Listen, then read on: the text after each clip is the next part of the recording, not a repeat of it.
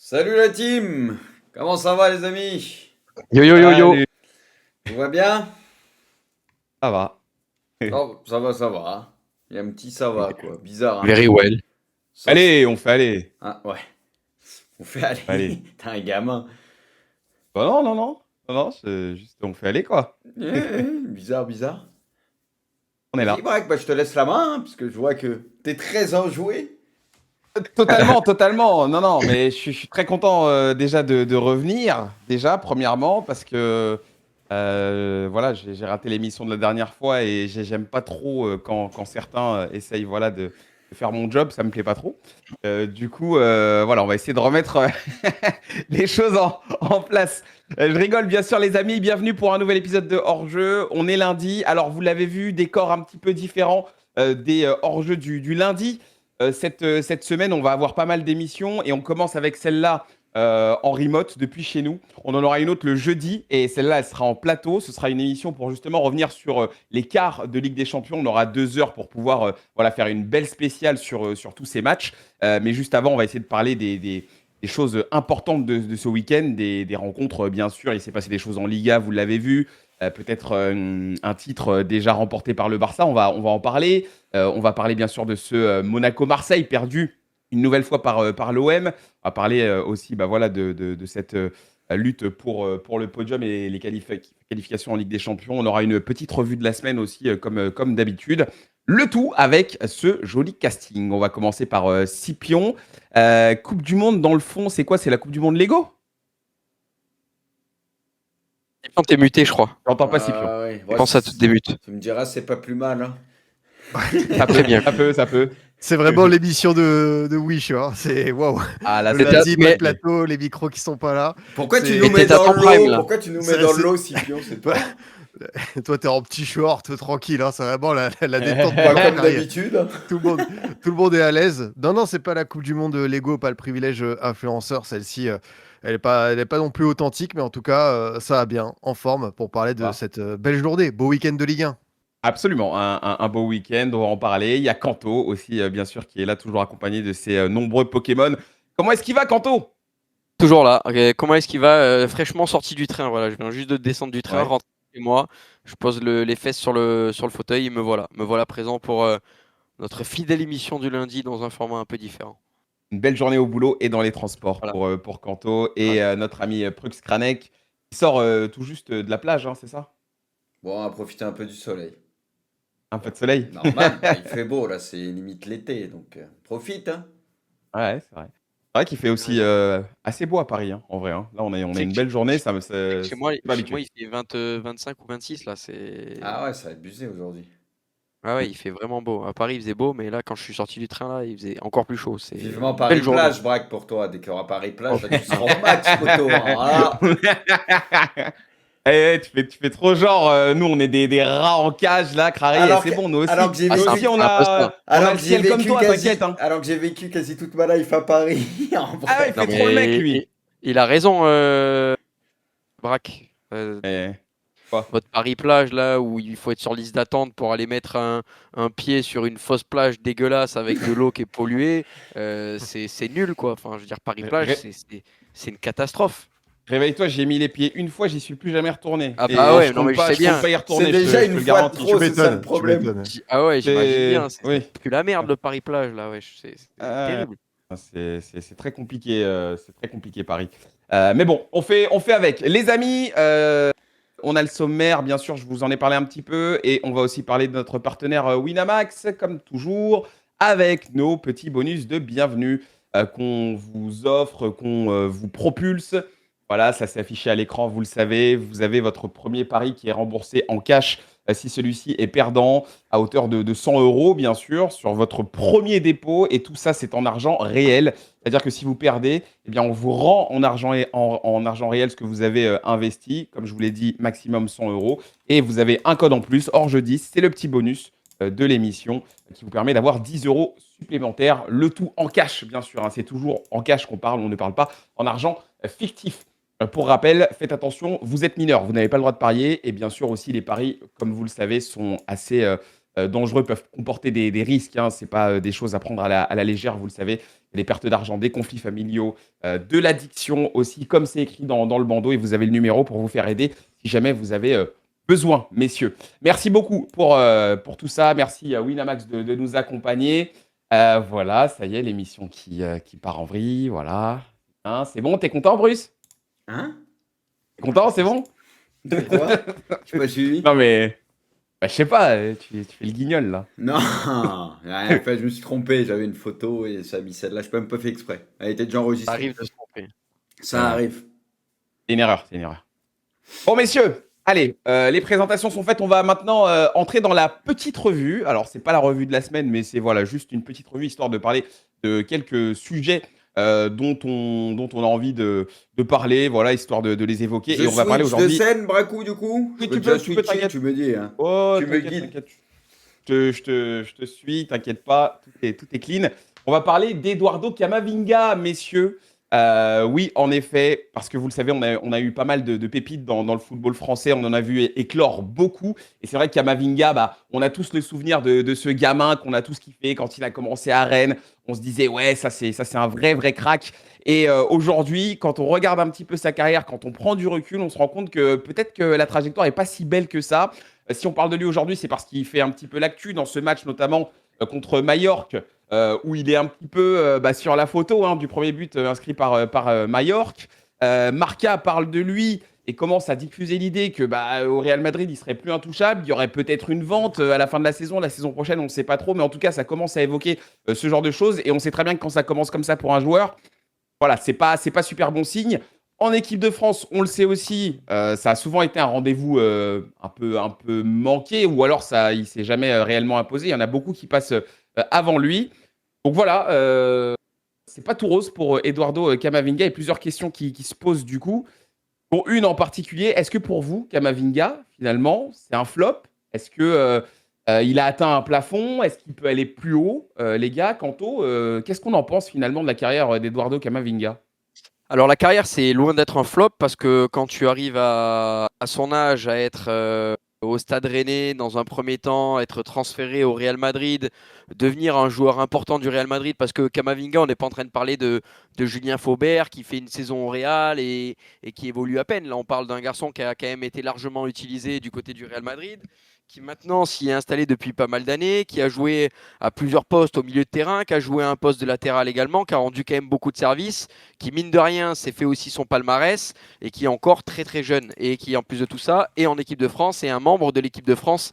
Alors je ne vais pas dire important parce qu'il est moins utilisé depuis quelques années, mais un membre quand même bien implanté dans cette équipe de France. Donc parler de flop, ça serait ridiculement réducteur de dire ça. Par contre, maintenant, si on a la lucidité, et j'ai vu un tweet sur ça dans la semaine où ça référençait toutes les paires au milieu de terrain, notamment dans les tops équipes européennes. Et c'est vrai que quand tu regardes éventuellement, si on parle de la paire Camavinga-Chouameni, moi j'aime beaucoup les deux joueurs, j'aime beaucoup Aurélien Chouameni. Maintenant, si tu mets les deux ensemble, ce n'est pas une paire qui te permet de constituer un milieu de terrain world class. Voilà, c'est aussi le bilan. Et si tu regardes les milieux de terrain, que ce soit au FC Barcelone, même à Manchester United, si tu regardes à Manchester City, bref, dans tous les clubs, grosso modo, européens, tous les bons clubs européens, je pense que cette doublette Camavinga-Chouameni part quand même de derrière. Donc, la réalité, c'est que Camavinga, c'est un bon joueur qui fait son taf, mais qui aujourd'hui n'a pas eu la progression fulgurante pour devenir un top 3, top 5 mondial à son poste, comme on pouvait éventuellement l'attendre, tellement il avait été un phénomène de précocité. Il faut aussi rappeler qu'il est dans un Real Madrid qui n'est pas le plus beau Real Madrid depuis quelques années. Hein. Donc, c'est pas seulement Camavinga qui est le vilain canard du Real Madrid, c'est ce Real Madrid aussi qui ne joue pas bien au football. Donc, voilà, il en pâtit aussi autour de ça. Si le Real Madrid jouait très bien, peut-être que Camavinga, on serait là à dire ouais, mais il fait quand même son taf, il joue bien, il apporte quelque chose à l'équipe. Donc, voilà, tout ça pour dire que non, sa carrière n'est pas un flop, mais aujourd'hui, il est peut-être en retard sur les temps de passage ultra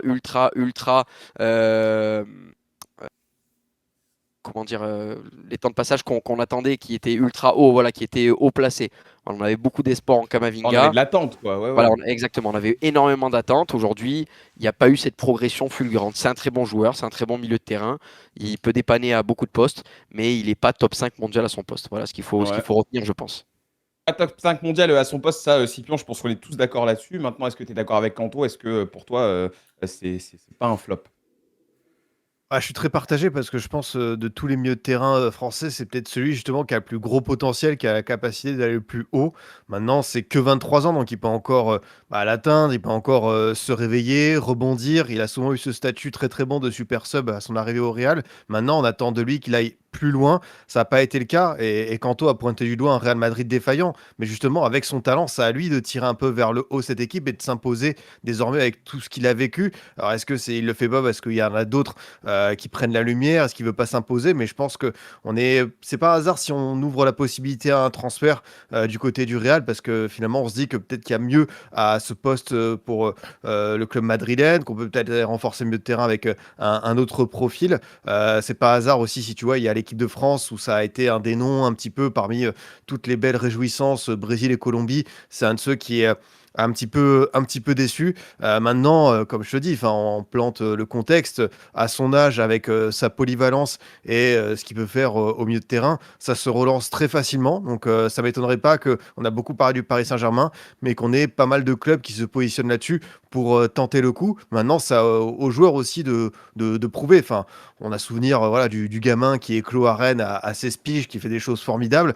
Maintenant, tu vois, c'est un sport qui va très très vite. J'ai pas envie de dire qu'on l'a oublié, mis de côté, mais il y en a d'autres qui ont fait beaucoup plus fort, qui ont été plus réguliers. Et Kamavinga doit se remettre en question, mais pour moi, il faut pas grand-chose. C'est peut-être juste un transfert pour le relancer. Bruce, toi qui es toujours très patient par rapport justement à ces joueurs à fort potentiel, ces joueurs qu'on définit comme des cracks à peine 17, 18 ans, est-ce que là, toi, tu as envie justement de statuer un peu sur ce que tu penses de Kamavinga? Bah, vous avez déjà dit pas mal de choses. Le problème de Kamavinga, c'est qu'il a débarqué tellement tôt et comme le disait Kanto, il était tellement précoce et il nous montrait des choses de taré. C'est qu'il a 23 ans aujourd'hui, mais tu as l'impression que, tu vois, c'est un ressenti 25-26 ans. Donc là, ça commence quand même à faire peur sa trajectoire parce que oui, il a de la qualité, ça on le sait, il l'a montré. On peut pas dire que pour l'instant sa carrière est un flop parce qu'il a déjà validé pas mal de trucs au Real, notamment la LDC et tout, mais après, force est de constater que sa trajectoire, elle est pas bonne, quoi. Il est régulier et que, voilà, Kamavinga, on sait pas trop où ça va aujourd'hui. C'est entre les blessures, son irrégularité tout court, etc. C'est pas un joueur qui aujourd'hui est fiable. Et vu comment c'était parti, on s'attendait tous à ce que ce soit quelqu'un qui continue de progresser, etc. Là, le problème, c'est que ces derniers temps, tu as l'impression que c'est un peu l'inverse. Il est pas en confiance aussi. Voilà, vous l'avez dit aussi, le Real, c'est sûr que collectivement, etc., c'est pas la meilleure équipe pour évoluer. Donc peut-être ça l'aide pas. Mais avec sa précocité et le niveau qu'il avait au début, normalement, ça devrait être un joueur qui te permet justement au Real d'être un peu mieux collectivement et ça devrait être une certitude. Or aujourd'hui, Kamavinga, c'est tout sauf une certitude et c'est pour ça que d'ailleurs, ils vont très certainement chercher à s'en débarrasser. Après, ça parlait du PSG, etc. et tout. Honnêtement, moi je suis le PSG, je me mets pas spécialement sur Kamavinga avec ce que j'ai déjà au milieu de terrain et ce que tu peux aller chercher ou quoi parce que. Honnêtement, moi, je commence à douter quand même fortement. Alors oui, ça restera un très bon joueur, un bon joueur, ce que tu veux, mais honnêtement, il est pas fiable. Et là, on commence quand même à avoir assez de recul. Donc, ouais, on va dire qu'il est redescendu un petit peu dans mon estime. Et même en équipe de France, Deschamps aussi se pose des questions. Tout le monde se pose des questions. Et je pense que c'est légitime aujourd'hui. Donc écoute, c'est à lui d'inverser la tendance sur les années à venir, etc. Et de nous rappeler tout le bien qu'on pensait de lui avant. Mais pour ça, il y a du boulot. Il va peut-être falloir aussi qu'il se remette en question à un moment donné. Ça passera peut-être par un départ. Mais le truc, c'est que voilà, on a vu qu'il pouvait se blesser aussi pas mal. Donc s'il va en PL ou quoi à voir avec le championnat, honnêtement, ouais, ça m'a un peu refroidi tout ça depuis quelques temps au niveau de Kamavinga. Et si on reste dans l'univers du Real Madrid, est-ce que vous avez vu l'épisode de The Bridge, le dernier? Non, j'ai Vous l'avez regardé pas ça, vu? mais Pourquoi j'arrive t'as pas pas à regardé? regarder. Suivi un Non, mais T'arrives peu. pas à regarder? j'arrive pas à me poser devant. Moi, j'ai vu Ah, les ok. extraits, moi. Enfin, les trucs Moi, principaux, quoi. j'ai vu en Ouais. intégralité. T'as vu en intégralité, Pifion. Ok. Ah, Un très bon élève. j'aime les caméras, donc ça m'intéresse Pareil. forcément. Pareil.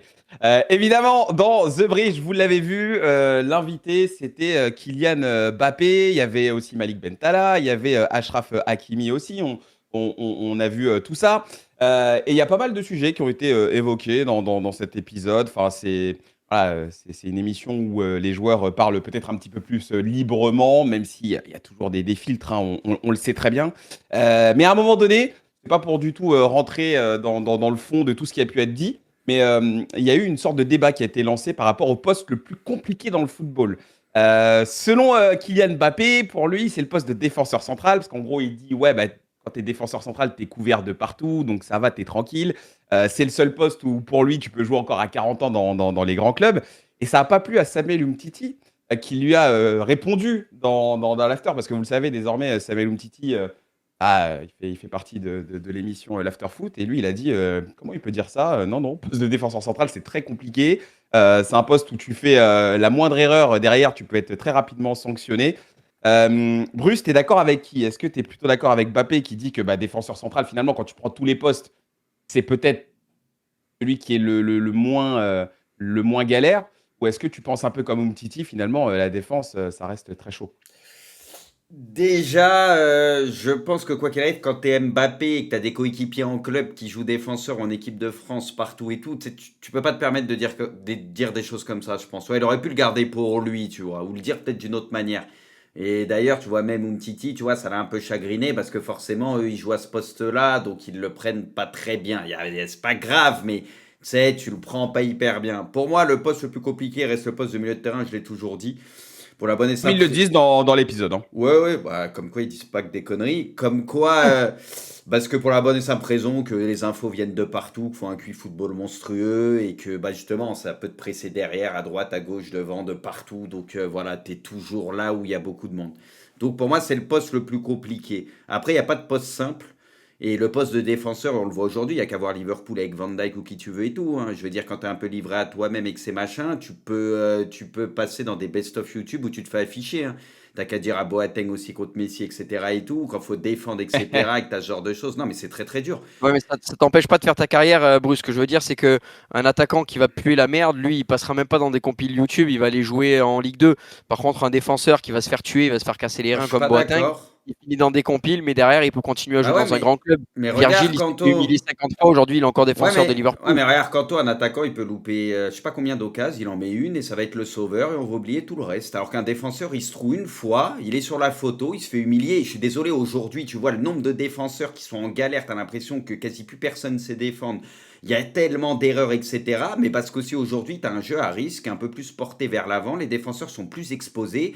Je suis désolé, et encore plus quand tu es défenseur du Barça, par exemple, ou même City, d'équipe où ça prend des risques, ça joue haut et tout. Je suis désolé, mais sur la lecture du jeu, l'intelligence de jeu, faut être très costaud ou crois-moi que tu vas te faire défoncer. Un Pacho, le niveau qu'il affiche depuis X temps et tout. Crois-moi, mais même Mbappé derrière, mais qui tu veux, on va voir qui est qui. Tu vas voir quand un contre un, quand tu te tapes les attaquants les plus rapides, etc., que c'est un poste qui est très compliqué. Il faut respecter. Il y a des postes peut-être plus clés qui sont plus pour les caméras, ce que tu veux. Les défenseurs, on n'en parle jamais sur la photo.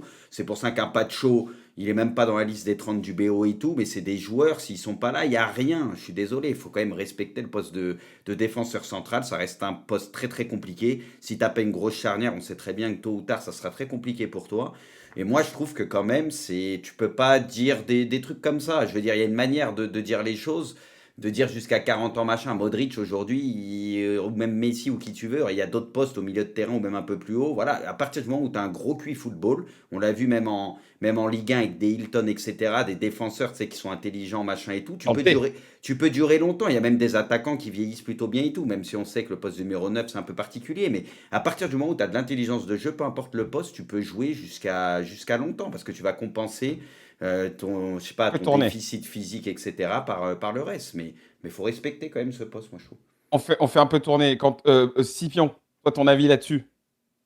Bon, écoute, il a donné son avis. Je pense qu'il avait en tête les défenses à 3 avec Cherby, tout ça. Après, évidemment, chacun va avoir sa vision. Peut-être que, voilà, moi je vais dire par exemple, gardien c'est le poste le plus ingrat. Attaquant, c'est vrai que tu peux passer un peu entre les mailles du filet. Tu peux avoir une occasion, tu peux être le héros du match. Et même lui, Mbappé, il l'a dit, il l'a reconnu. Avec Tchouaméni à côté, il a dit oui, c'est vrai, je reconnais que je défends pas. Tchouaméni, il sourit de manière étrange. Donc, non, non, c'est vrai que le poste de défenseur a vraiment bien évolué. C'est un peu comme le gardien. On demande de plus en plus d'avoir un bon pied. Tu as des coachs avec des consignes très spécifiques, forcément, tu vois, avec la ligne haute de flic, tout ça. Après, écoute, c'était dans un moment chill.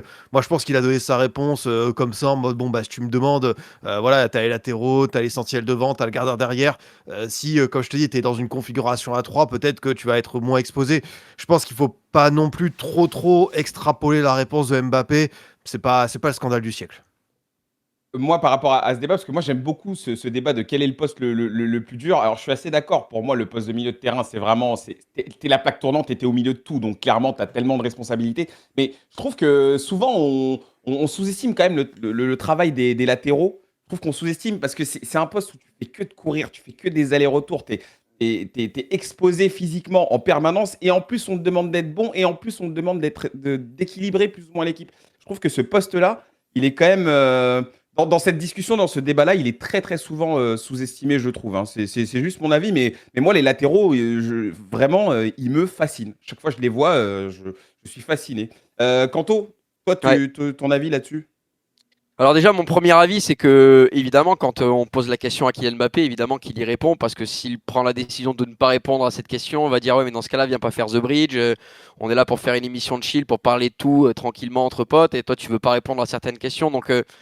C'est pour ça, Bruce, moi j'entends ce que tu dis il faut pas manquer de respect, Pour moi, c'est mais dénigrer. C'est ouais, mais dénigrer en même temps, les autres. ouais, mais tu vois, C'est un s'il poste commence à dire, compliqué.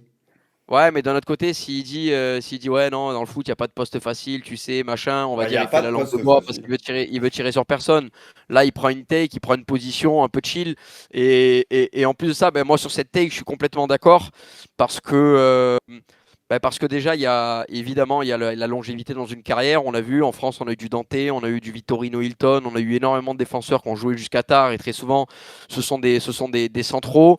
Là où au milieu de terrain, on a quand même un petit peu moins de mecs historiquement qui ont joué jusqu'à 40 balais dans les grands championnats. Évidemment, tu parles de Modric, mais Modric, c'est un petit peu une anomalie par rapport à d'autres milieux de terrain. Des attaquants, on a Edin Dzeko, dont on a beaucoup parlé là récemment, notamment avec les qualifications pour la Coupe du Monde face à l'Italie. Mais Edin Dzeko, c'est pareil, ça reste une anomalie. On sait que voilà, globalement, des joueurs qui restent jusqu'à 38, 39, 40 ans, dans la majorité, c'est beaucoup des défenseurs centraux par rapport à d'autres postes. Le deuxième, c'est que il y a aussi ce truc un Mais peu pourquoi Umtiti, il le prend pas très bien? Du coup, pourquoi un défenseur central va pas le prendre très bien? Si c'est pas, parce si que ils se sentent non, dénigrés, que ça vous plaise ou non, non, parce que vous jouez non, pas mais défenseur centraux. je pense T'es que défenseur Umtiti, central, t'as joué avec Mbappé, tu sais qu'il y a des matchs où c'est pas l'attaque qui a fait la diff, et même en Coupe du Monde et tout, c'est aussi la défense qui a tenu non, mais la évidemment, baraque et tout. Je suis désolé, t'es Umtiti ou t'es quelqu'un d'autre, ouais, tu te dis, encore une ouais, mais fois, c'est après, pas grave, il mais vise t'es pas. pas, y a même pas à Ouais, dire mais ça, il vas-y. faut pas. Alors déjà, moi, je pense qu'Umtiti, tu vois, quand il répond ça, il rigole un peu, tu vois. Enfin, il va Non, pas, on sait Oui, pas. oh, c'est sur le ton de l'humour. j'ai Hein. vu, Voilà, ça l'a il va- titillé un Y petit a- peu, moi. Oui, mais Non, mais il y a pas de guerre, hein, les gars. Hein. par ego. Ça l'a peut-être titillé un peu par ego, mais voilà, il y a rien de méchant. Mais je pense que Kylian Mbappé, il vise pas non plus tout le monde, tu vois, parce qu'il est pas en train de viser les plus grands défenseurs du monde. Il est en train de parler du poste le plus facile. Ça veut pas dire que tous les défenseurs centraux jouent un poste qui est facile, mais par contre, il est en train de dire que dans la majorité, oui, il y a beaucoup de centraux qui ne sont pas des grands footballeurs footballistiquement. Si tu regardes sur les dernières années, techniquement, des défenseurs centraux qui étaient dégueulasses et qui savaient pas faire un contrôle, qui avaient du mal à faire une passe à la relance. Le nombre de fois, on a dit putain, ce central, il sait pas faire une relance, lui, il sait pas relancer, lui, il pue la merde quand il a le ballon dans les pieds, parce que c'est vrai, parce que défenseur central, c'est pas le Mais poste où tu parce as qu'ils besoin d'être sont à de l'aise tout plus le en temps avec le plus, ballon. ils sont Mais aussi de oui, plus en plus mais, exposés, parce qu'il y a certains joueurs qui mais font bien sûr, zéro effort défensif, du coup ils exposent leur défense et leur équipe, Whisky. évidemment, et ils se permettent de parler, mais il faut aucun effort défensif, du coup bah, les évidemment, autres sont mais plus exposés derrière, on leur non, mais demande de jouer là, au... tu vises Kylian Mais on Mbappé, leur là, demande, voilà. les défenseurs, Non, mais on leur faut pas demande dire ça, maintenant Bruce. de jouer au pied, de relancer toujours propre et tout, Bah comme oui, des milieux de terrain et tout, bah on oui, parle de footballeurs, mais ils sont aussi forts que les c'est autres, Bruce. devenu un T'es en train de poste... me dire Non, Et ils sont c'est aussi devenu porteurs un qui sont poste capables qui est de faire plus comme les autres, de compliqué, dribbler. Non, peut-être que par le passé, Écoutez-vous. c'est pas un poste qui est simple aujourd'hui. C'est défenseur non, central aujourd'hui, je mais suis personne ne désolé. dit que c'est un poste simple. La question, c'est pas est-ce que c'est un poste simple, C'est c'est le quel est poste le le plus poste dur, la le question. plus simple. Et pour moi, Mais défenseur central, c'est pas le sport. c'est pas la même chose. Pour moi, le plus dur, c'est milieu de terrain. Et après, il y a plusieurs postes que tu peux mettre un peu au même niveau. Parce que défenseur central, tu te trouves, t'es niqué. C'est Non, but mais, ouais, mais direct, là, des je pense que machins. t'es L'impact, il est sur un faux énorme. débat, Bruce. T'es Bah sur un non. faux débat parce que. Mais Donc, non, c'est mais un parce des que. postes qui est Non, les plus mais importants. non. Mais t'es sur un Écoute faux Kanto, débat. Bruce. T'es sur un faux débat parce que t'as raison dans ce que tu dis, mais je pense que c'est juste l'intitulé sur lequel tu dérives un peu. Évidemment que. Évidemment. Pardon, désolé, il y a le petit là qui m'a pas vu pendant 2 jours. Ouais, évidemment que quand tu es défenseur central, si tu te trouves, ça punit direct. Mais c'est pas ça c'est même pas ça le débat. C'est quel est le poste le plus évident à jouer.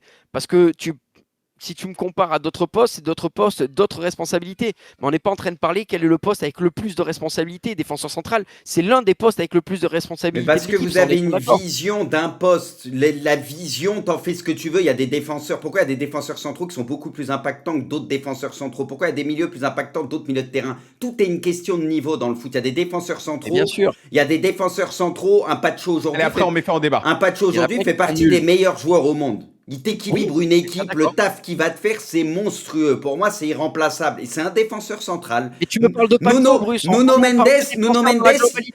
mais non, mais Nuno Mendes, il est latéral. Pour moi, aujourd'hui, il fait partie des tout meilleurs joueurs au monde. C'est pas obligé de Oui, parler que des milieux de terrain, des machins. Faut voir oui, l'impact mais des tu me gars parles sur des le terrain. meilleurs, Bruce. Mais il y a combien il y a combien, C'est pas Kanto? le top 5 mondial. Si tu parles de n'importe quel Regarde. poste au top mondial, ils Kanto, sont monstrueux. question simple, réponse Ouais. simple.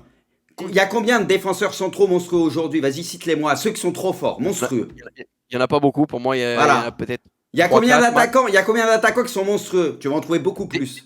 des neufs ou des ailiers? Des Parce que attaquants, ce que tu veux, tu vas en des neufs trouver monstrueux, je n'ai plus. pas beaucoup. Donc Mais ça bien te sûr, montre que on c'est va en un trouver plus. poste qui est très Mais compliqué dans le non, foot mais là, d'aujourd'hui encore une avec ce fois, qu'on c'est pas demande à un vrai. défenseur. Mais c'est Ça, pas vrai, c'est Bruce. C'est évident. parce que Allez, c'est messieurs, on va mettre un. attaquer au foot. Donc, si tu me parlais d'attaquant, c'est l'essence même du foot. Quand t'es gamin aujourd'hui, il y a beaucoup plus d'enfants qui, quand ils vont avoir un ballon, ils vont s'exercer à dribbler, ils vont s'exercer à tirer, ils vont s'exercer à avoir le ballon, à attaquer. L'essence même du foot, c'est d'attaquer. C'est moins naturel de défendre que d'attaquer quand tu joues au foot. Ah ouais. Donc, c'est normal pour moi Et d'avoir pourquoi il n'y plus a de plus de gens bons qui sont défenseurs à alors? l'aise techniquement Parce que c'est dur. que des mecs qui sont à l'aise pour défendre. Allez, les Pour gars. défendre, il faut un certain gabarit. Et puis C'est des bon. mecs qui sont défenseurs, pour les 3 quarts, si tu regardes des défenseurs en Ligue 2, tu me fais le différentiel entre des défenseurs en Ligue 2 et des attaquants de Ligue 2. Voilà, comme ça, on ne parle pas du top mondial. Si tu leur fais faire un même exercice ballon au pied, les défenseurs, mais ils prennent une tempête. Ils prennent une tempête. D'accord, d'accord. Eh ben, écoutez, Ah, les mais gars, les merci. attaquants en défense, on va rigoler 2 secondes, on va voir ce que ça donne. Mais oui, mais parce que c'est notre Ok. métier. Je suis Mais c'est d'accord. ce qu'on dit, mais ça, Bon, tu peux, les gars, tu peux là, inverser, tu peux inverser les rôles. Mais non, mais c'est sous-estimé. Non, mais C'est encore une écoutez-moi. fois, quand t'as mis les pieds sur un terrain et tout, c'est sous-estimé certains S'il postes. vous plaît. Le poste moi, de j'ai joué au défenseur début. aujourd'hui, S'il vous plaît. défenseur central, c'est devenu un des postes les plus compliqués. Moi, je trouve vraiment. Parce que Les gars, les équipes jouent plus comme avant. C'est pas comme à Plutôt. l'époque où ça défendait beaucoup plus. Là, je te dirais, mais le poste, il a évolué. C'est flagrant. Il y a 15 buts par match maintenant. Tu vois les défenseurs se trouer, tout le monde se trouer, ils sont exposés. Moi, je comprends pas comment on voit pas de l'évolution des postes dans le foot. Le milieu de terrain, c'est encore plus important qu'avant d'une certaine manière. Les défenseurs, pour moi, c'est plus compliqué qu'avant. Marquer ses buts. Les gars, Dégager s'il un vous plaît. ballon, marquer c'est dur et dégager un ballon, c'est plus facile. S'il vous Mais plaît, s'il vous quel plaît. est le Là, rapport, c'est pas le même métier. là, voilà. Non, les gars, non, franchement, là, par contre, Marquer, ça ils va être énervant. ont des 1 contre 1, ils peuvent tenter 10 Non, mais les frappes, mecs- ils ont des 1 contre 1, mais les t'es mecs- avantagé par rapport à un défenseur. Mais Ça les mecs, dépend des écoutez-moi, matchs. s'il vous plaît. Écoutez-moi. Là, en fait, le truc, c'est que vous voulez tous les deux avoir le dernier mot. On a entendu vos arguments. Non, c'est Mais, que c'est mais intéressant. je vous jure, le débat était super intéressant. Mais le problème, c'est que si on fait ça, on va tuer le temps de l'émission. Donc, essayons d'avancer. Et après, me reprochez pas, les gars, sur le chat d'avoir coupé le débat. Je les ai laissés quand même beaucoup parler. Hein. Donc voilà. Mais le débat était vraiment super intéressant. Je savais qu'il y avait beaucoup de choses à dire par rapport à ça. On avance. On referme la petite revue, les amis. Et maintenant, on va passer en mode Ligue 1. Scipion, ça va toujours? Bah écoute, ouais, j'attendais qu'on parle de Metz-Nantes, hein, c'est parfait. Toi, tu vas tout de suite redescendre d'un étage. Et on va surtout parler de Marseille-Monaco, la défaite de Marseille face à ce Monaco intraitable hein, en ce moment. Voilà, 7 victoires de suite pour Monaco en championnat. C'est complètement fou. Voilà, il y a pas grand-chose, à dire et surtout, on a un petit peu peur maintenant pour Marseille. On a un petit peu peur parce qu'il y a ce sprint final qui est en train de se dessiner, pour la Champions League. On en a parlé dans l'intro. Il y a un petit fauteuil pour 5 gros poissons, Rennes, Lyon, Monaco, Marseille, Lille, qui veulent tous, justement cette place sur le podium et là, on se demande si après cette défaite, c'est pas un petit peu inquiétant justement pour l'OM de perdre un match aussi important. C'était un gros choc, c'était un match qui allait forcément compter. Et Monaco est clairement revenu dans la danse. Scipion, du coup, est-ce que cette défaite pour l'OM t'inquiète? Elle peut inquiéter, surtout qu'après ce vif débat, on a parlé défenseurs, attaquants, il y en a Oui, quelques-uns du côté de oui. l'OM, Egan Riley, Pavard, où tu comprends que quand t'es pas dans un bon jour, ça peut vraiment plomber l'équipe. En fait, il faut voir deux choses. J'ai trouvé ça paradoxal parce qu'hier, on était pas mal à dire que le contenu proposé par l'OM sur les 45 premières minutes, la première heure, était pas mal. C'est vrai que c'était mieux par rapport à certaines sorties d'Habib Bey, mais ça termine toujours par une défaite et surtout une équipe qui a des failles individuelles. Et quand t'as pas Peixao, Gouiri, Timber qui impulsent quelque chose, que font les 8 autres? Qu'est-ce qui se passe sur le terrain? Il n'y a pas grand-chose. J'ai l'impression qu'on attend plus un peu de l'exploit individuel, un bon décalage, une percée ou un bon centre, un tir lointain de Peixao ou une fulgurance de Gouiri, une bonne projection de Timber. Je trouve ça quand même hyper inquiétant. Alors on sait qu'il s'est passé beaucoup de choses à Marseille depuis un moment avec aussi tu vois, le changement de coach. Mais Habib Bey, bon bah là on ne voit pas grand-chose sur le terrain. C'est quand même assez déroutant. Et dans l'autre sens, tu as Monaco qui a attendu son heure, qui a été patient, qui a profité pour bien piquer, avec notamment le but de Golovin, bien servi par Thésée, qui était parfaitement décalé par Akliouche. Ce but totalement sublime de Balogun, bien lancé par Pavard. Et après, il y a des qualités athlétiques, il y a une vitesse de course et la lucidité de faire ce geste. Merci d'avoir des attaquants qui font encore des piqués. Ça vraiment, en plus, on a eu des beaux buts ce week-end entre Dembélé, entre El Mourabet et celui-ci, où vraiment, j'ai vraiment bien apprécié ce moment. Maintenant, le deuxième temps, comme je te le disais, Marseille a un calendrier pour terminer la saison qui doit être abordable, où ils doivent pas se faire peur, ils doivent terminer en Ligue des Champions. Mais comme c'est l'OM, tu te dis, attends, est-ce que maintenant, le fait de jouer contre Metz, le fait d'aller à Nantes, d'aller jouer à Lorient, est-ce qu'on va pas commencer à flipper pour cette fameuse place en Ligue des Champions? Parce qu'on a parlé de Monaco qui est revenu en boulet de canon. C'est vrai qu'ils aiment bien, c'est un peu ce statut-là. Mais Lille aussi est devenu troisième. Maintenant, tu vas avoir une vraie mêlée générale. Maintenant, voilà, tu as un calendrier qui doit te permettre d'être en Ligue des Champions. Mais sincèrement, je suis un peu inquiet parce que, comme je te dis, est-ce qu'ils ont envie d'y aller en Ligue des Champions? Parce qu'après tout ce qui s'est passé, ok, Je pense que t'as oui, vécu quand plein de même. choses. Ouais, mais je sais pas, c'est Monaco, quoi. C'est un match où tu dois terminer minable, où tu dois en donner plus. Pourquoi C'est est-ce vrai, que c'est vrai. sur cette rencontre, je ressors que 3 joueurs et tous les autres, j'ai l'impression qu'ils ont traversé ça comme des PNJ qu'on n'a pas vus.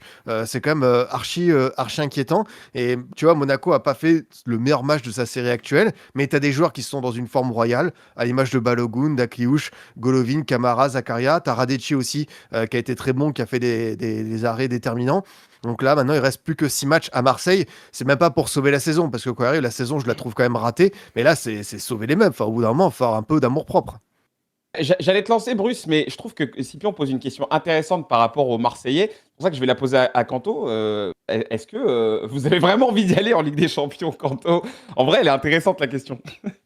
Tu sais que hier, j'en parlais avec Rafso. Oui, Là, je suis en train de me faire un peu ce vis-à-vis d'Habib Bey, la réflexion que je me faisais à l'époque quand Raymond Domenech était sélectionneur de l'équipe de France. tu vas pas recommencer avec Raymond quand même. Non, mais c'est la seule fois où en équipe de France où tu te dis, attends, le problème c'est que en fait, quand tu es supporter, admettons, quand il y avait Raymond, tu te disais, j'ai envie que l'équipe de France aille loin parce que tu as envie de vibrer dans un Euro, tu as envie de vibrer dans une Coupe du Monde. Tu as envie que ton équipe elle aille loin. Mais tu sais que si ton équipe elle va loin et qu'elle va en quart de finale, ton sélectionneur il va être maintenu. Du coup, tu te dis, Hmm. putain, est-ce que j'ai pas envie finalement qu'on se qualifie pas pour la Coupe du Monde? Comme ça, le sélectionneur il part, on en prend un autre, mais au risque de te priver d'une grande compétition. J'ai un peu ce sentiment-là à l'heure actuelle avec Habib Bey, voilà, pour être honnête avec vous.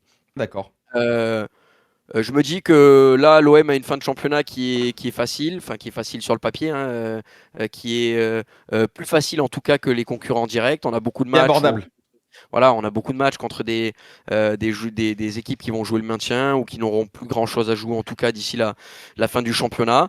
Euh, et que si jamais l'OM s'en sort et l'OM se qualifie, c'est pour avoir Habib Bey qui bombe le torse et qui nous explique qu'il mérite son salaire parce qu'il arrive à terminer troisième ou qu'il arrivait à terminer quatrième et se qualifier pour la Champions League, que c'est une mission parfaitement accomplie. Je vous avoue que ça m'emmerde un peu. Voilà, pour être honnête avec vous.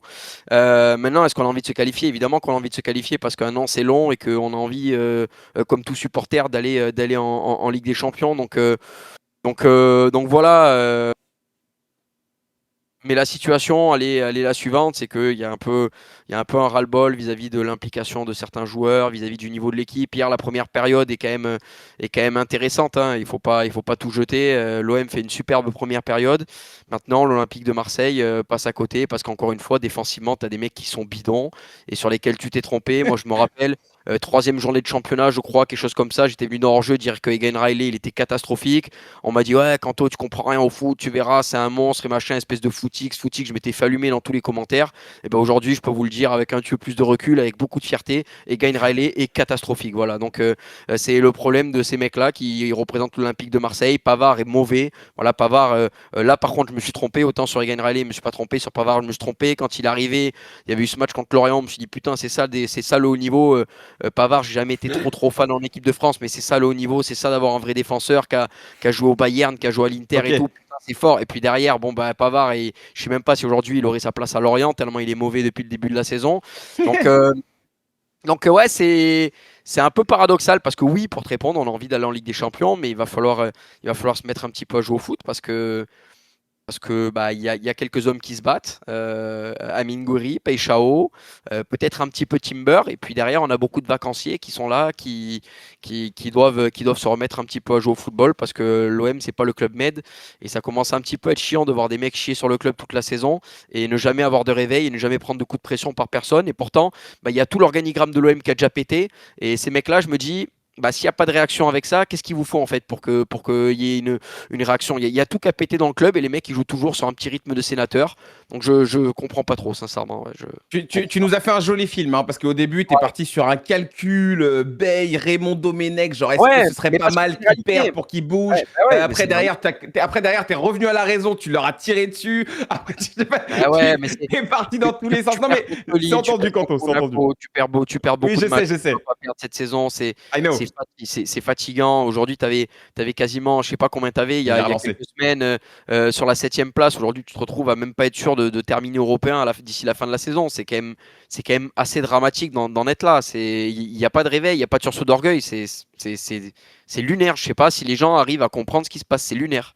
Ah non, mais on voit ça et on est là pour l'analyser justement. Bruce, ton regard sur cette rencontre, c'était l'affiche, hein, hier, et c'est vrai que voilà, on a encore un Olympique de Marseille clairement qui n'est pas à la hauteur. C'est ça qui est encore plus inquiétant, comme l'a dit Scipion tout à l'heure. On voit pas des mecs se dépouiller. Moi, c'est l'impression que j'ai quand je les vois, quoi. Est-ce que tu partages la même chose? Bon, après, je pense qu'on n'est plus vraiment surpris, hein. De toute façon, non, mais ce club, il est géré de manière catastrophique. Il y a eu 150 épisodes toute la saison. Voilà, on va pas refaire Un de le plus. film. Voilà, un de plus. Et en plus, tu prends Bey, c'est pas censé être lui le coach aujourd'hui de l'OM aussi. En tout cas, je pense pas que c'est censé être lui l'homme de la situation. Donc voilà, tu continues à faire erreur sur erreur en pensant que de toute façon, quoi qu'il arrive, tu accrocheras la Ligue des Champions. Mais là, Monaco, on les sentait revenir. On est tous d'accord pour dire que ça finira sûrement troisième. Mais là, quand tu vois Lille, les résultats contre les gros ces derniers temps, tu vois Rennes aussi. Bon, t'as Lyon qui, eux, ça va pas depuis un moment. Mais là, ça commence à faire très peur. Et moi, je te le dis, Marseille finira peut-être top 4. Mais Marseille ne mérite pas pour moi de faire top 4. Je suis désolé avec tout ce que tu as. On dirait que tu fais tout pour finir hors des places en Ligue des Champions. C'est l'histoire de ta saison. Voilà, quand on l'a dit, au-delà de la prestation de certains, voilà, qui sont ultra décevants et tu as l'impression qu'ils veulent pas se dépouiller pour le club. Comme je l'ai dit, la direction, tous les changements qui ont été opérés, c'est un sketch, quoi. Faut dire les choses comme elles le sont. Donc, bon, il y a un monde où ça va même pas faire top 4. Et puis, j'ai envie de te dire, ça sera mérité. En face, bah, t'as Monaco qui, comme on le dit, c'est souvent irrégulier ce que tu veux, mais on sait que quand ça enclenche, bah, ça enclenche et ils font pas semblant. Et ils te font une série de tarés. Donc, eux, ils y vont tout droit pour le podium. Mais maintenant, l'OM, il va falloir faire très très attention parce que là, ça pourrait tourner au-delà du vinaigre. Parce que là, si tu finis même pas top 4, mais là, Nouveau, mais ça. hein? pourrait tourner au-delà du vinaigre. Ouais, je sais pas. Bah, parce Et, que pour et- moi, c'est et pire au en fait, risque, tu vois. C'est pire parce que et au risque de imagine, me... tu finis pas top 4.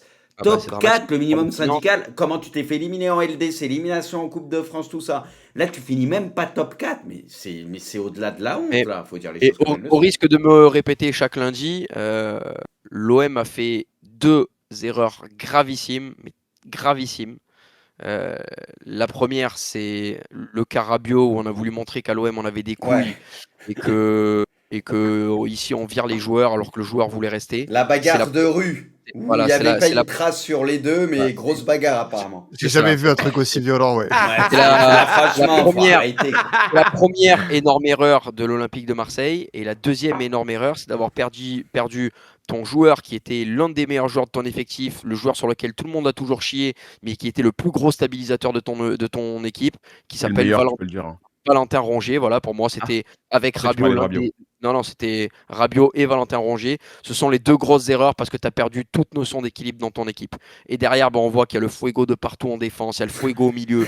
Tu peux mettre Kondogbia, ça donne pas satisfaction. Il est tout le temps blessé. Tu as Pierre-Emile Heuberg, ça donne pas satisfaction. Tu as essayé Angel Gomez, allez, il est parti. Vermeuren, il joue plus. Là, tu as pris Timber. Timber, il fait ce qu'il peut, mais tu peux faire ce que tu veux, tu as viré tes 2 joueurs qui valaient pas et qu'il fallait pas. Et Valentin Rongier, c'est dramatique, mais un drame absolu de l'avoir vendu. Et chaque année, on se dépouille de nos meilleurs joueurs alors qu'on n'est pas obligé de le faire. On a perdu Guendouzi à l'époque, qui était un leader dans le vestiaire. On peut dire ce qu'on veut, on l'aime ou on l'aime pas Guendouzi, mais sur le terrain, il faisait le travail olympique de Marseille et c'était un leader également sur le terrain. C'était un vrai gagneur.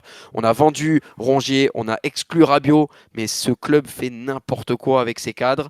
Et quand tu sais pas garder tes cadres, et ben tu as des saisons où tu passes à côté. Donc l'OM mériterait presque de passer à côté. Ouais. Bah écoutez, ok, très bien. C'est plus qu'inquiétant. Je pense que vous avez bien répondu à la question du débat. Et on va maintenant ouvrir notre page Ligue 1, petite aussi, hein, comme d'habitude. Bon, en général, on a une grosse page, mais là, on est en émission un peu réduite, donc on va essayer de faire un peu plus court. On va quand même prendre le temps de parler de Lens, hein, forcément, qui là, peut-être dit adieu au titre. Vous allez répondre à la question. Vous aurez chacun votre petit coup de cœur aussi par rapport à ce que vous avez vu. Il y a eu un dimanche avec beaucoup de nuls, beaucoup de matchs nuls. C'était Dans tous les sens du terme. assez surprenant. Ouais, c'était assez surprenant d'ailleurs. Les gars, on va commencer du coup. Scipion, la question, est-ce que Lens là dit adieu au titre concrètement? Ah, il y a des bonnes Non, chances pas. hein, avec le match en retard du PSG contre Nantes, ça peut faire +7. Là, si tu avais vraiment cette réception du PSG dans une semaine, tu vois, tu aurais pu peut-être rattraper le coup, mais c'est un match qui a été reporté au 13 mai. Voilà, c'est la plus mauvaise prestation lensoise, ils n'ont pas existé. Même au Vélodrome, tu vois, ils avaient une réaction, là, ça a été impossible d'exister parce qu'en face, tu as une superbe équipe du LOSC qui aime bien chasser les gros en ce moment. Tu avais eu cette victoire à Rennes, celle au Vélodrome. Là, c'était le moment idéal parce que c'était devant ton public. Tu devais rattraper le derby perdu à l'aller. Ils ont mis tout ce qu'il fallait. Vraiment, j'ai adoré leur match. La proposition footballistique, le pressing, l'agressivité, les récupérations. Les sorties de balles à l'image d'un Nabil Bentaleb qui en ce moment est royal, c'est une de ses meilleures versions. J'adore comment il a pris la mesure de ce milieu de terrain lensois où tu as quand même Thomasson et Sangaré qui font une superbe saison. Tu as aussi, tu vois, des joueurs qui ont été très très bons. Je pense à Charner Ngoy Mandi, Romain Perrault à gauche. Tu as également Fernandez Pardo. Enfin, c'est vrai que le LOSC là a vraiment fait la perf parfaite au moment où il fallait. Et du coup, cette troisième place, alors qu'on s'en souvient en janvier dernier, ça parlait peut-être de fin de Genesio. En tout cas, ils sont plus que jamais dans ce sprint final. Maintenant, on sait que le plus dur pour le LOSC, c'est confirmer face aux équipes du milieu de classement, du bas, faire la différence face au bloc bas. Donc, ça va être un vrai test pour eux, à commencer dimanche prochain au Stadium. Maintenant, on lance, Pierre Sage a dit des mots très justes. Hein. Il a parlé de sentiment de honte, que l'équipe était passée à côté. C'était pas ce qu'il voulait faire. Et voilà, je pense qu'il s'attendait peut-être pas à ce LOSC à 100%. Donc maintenant, il faudra se remettre en question. Tu vas laisser passer 2 semaines. Maintenant, tu vas te préparer peut-être aussi pour la Coupe de France. C'est quand même, faut pas oublier, hein, même si le Racing termine pas champion, t'as jamais remporté la Coupe de France. C'est un très bel objectif. Et quoi qu'il arrive, ils vont quand même pas s'écrouler. Hein, parce que j'en ai commencé à en voir certains. Oh là là, ils vont se faire rattraper. Non, ils ont quand même un calendrier où ils vont faire le job à la maison. Un matelas confortable en plus. Oui, ça je suis clairement d'accord avec toi. Donc reste la Coupe de France, mais voilà, c'est tout le mérite revient au LOSC qui a été hyper, vraiment une très belle proposition footballistique samedi soir. Et on a presque envie de se demander, Bruce, pourquoi le LOSC n'a pas été aussi régulier cette saison. Alors, on sait qu'il y a eu beaucoup de blessures, mais quand tu vois cette prestation-là face à Lens, tu te dis que eux aussi, ils ont peut-être un peu raté le coche cette année. Ouais, après le LOSC, on sait que c'est une équipe qui parfois a des périodes où ils se créent des occasions, mais ils ont du mal à conclure leurs occasions, donc ça peut laisser des points à cause de ça. Il y a eu des moments, ils ont quand même pas mal vendangé. Après, c'est un peu comme Monaco d'une certaine manière, il y a de la qualité, donc quand il y a de la confiance, c'est des équipes capables d'enchaîner et au meilleur moment, voilà, sur des sprints comme ça à la fin. Donc là, comme Pipion l'a tout résumé, ils ont été quand même incroyables contre Lens. Perso, c'était un match, moi, que je trouvais qui était illisible. Il pouvait se passer Ouais. tellement de choses sur ce match, mais ça, je l'avais jamais imaginé ce scénario avec une prestation et une différence à ce niveau contre Lens. Franchement, je m'attendais pas à ça. Donc, respect à Lens, à Lille. Et Lens, après, bon, le titre, de toute façon, même en gagnant là, bon, ils entretenaient l'espoir, mais ça aurait été quand même compliqué. Là, au moins, ils savent où ils en sont. Ils ont encore la Coupe de France. Ils vont se concentrer sur leur deuxième place tranquillement. Quoi qu'il arrive, ça reste une superbe saison. Et puis, au moins, on va se régaler pour la course aux places en Ligue des Champions et en Coupe d'Europe. Parce que là, ça va bagarrer sévère jusqu'à la fin. Et vu la dynamique de certaines équipes, et à l'inverse d'autres équipes qui vont moins bien, c'est vrai que Lille a un énorme coup à jouer sur cette fin de saison. Et pareil, ça en prend le chemin parce que ils sont pas en train de bégayer au moment où ça compte le plus. Ouais. Je vais vous proposer de me proposer justement vos coups de cœur pour cette journée 28. Après, on aura le petit 11 de Scipion, comme toujours. Je sais que Kanto, toi, tu t'es régalé devant Brest-Rennes. Ouais. C'était peut-être le plus gros match en termes, derrière, je parle bien sûr en termes de spectacle, hein, c'est là où on s'est le plus régalé. Bruce, tout à l'heure, tu l'as dit, hein, il y a eu beaucoup de matchs nuls sur cette journée. Si vous avez trouvé un coup de cœur dans ces nuls, justement, dans le Angers-Lyon, dans le Lorient PFC ou le Havre-Auxerre, vous me direz. Ou même ce Metz-Nantes, hein, Bruce, hein, si tu veux nous en dire un mot, 0-0. Tu Oh peux, oui. bien entendu. Ah bah, je vais t'en Euh, dire un mot, hein.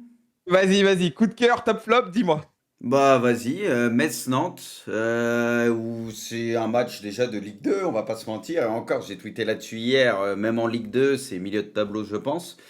Ouais. Puisque entre Nantes qui est catastrophique et Metz, même à 11 contre 10, tu vois, bon, il y a eu des buts refusés, il y a eu des trucs, mais honnêtement, bon, le déchet technique sur le match, et même Nantes à 10, je veux dire, il y a des ballons, des trucs à exploiter, mais c'est juste affligeant. Donc voilà, on a déjà un avant-goût de ce qui nous attend en Ligue 2 la saison prochaine.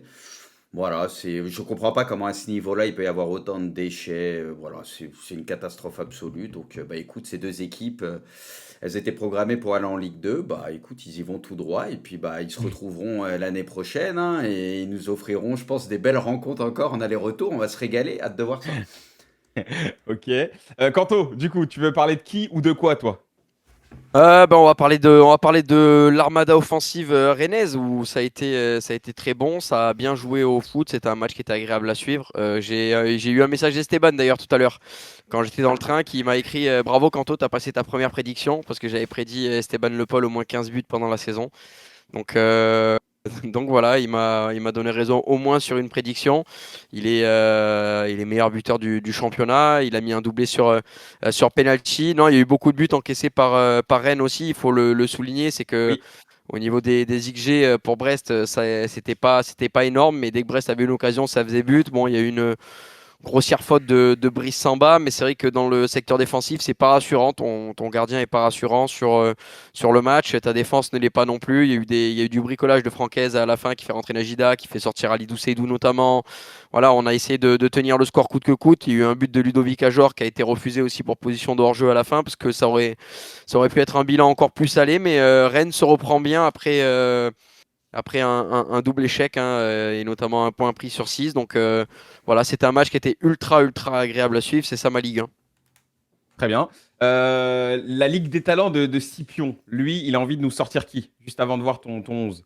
Bah, Samir El Mourabet, hein. Franchement, dans Ouais. ce Strasbourg-Nice à 17h, il a éclairé la partie. C'était pas mal parce que Strasbourg, sans Païcelli, qui s'est fait aller croiser, malheureusement, on le rappelle, avec l'Argentine lors de la trêve internationale, ça va manquer dans ce sprint final, Coupe de France, Pipion League et Ligue 1. T'as Emega qui est de retour. Mais en vrai, l'animation avec Nanassi, Enciso, Godot, Yacine, elle a bien fonctionné. Et surtout, derrière, t'as El Mourabet en compagnie d'Oyedele. Vraiment un milieu de terrain très intéressant sans Valentine Barco. El Mourabet, c'est c'est la belle révélation du côté de la saison du Racing, un joueur qui n'était pas pressenti pour être un titulaire indiscutable. Il a Quel été but. avec Rose Senior et O'Neal. Ouais, j'adore cette frappe vraiment un peu fouettée extérieure qui Ah va ouais, dans la ouais. lucarne.